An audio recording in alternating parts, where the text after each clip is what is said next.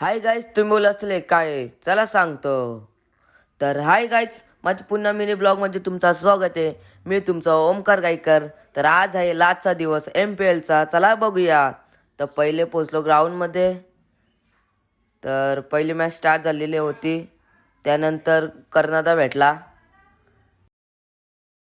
त्यानंतर आलो नागार्जुनच्या घरी, नागार्जुन जेवायला घेतलाय. तर परत आलो मैदानावर.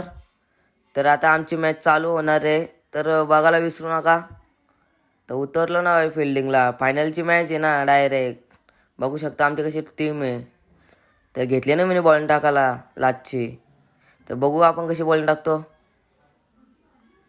तर काही आम्ही पहिला बक्षीस मारलेला आहे.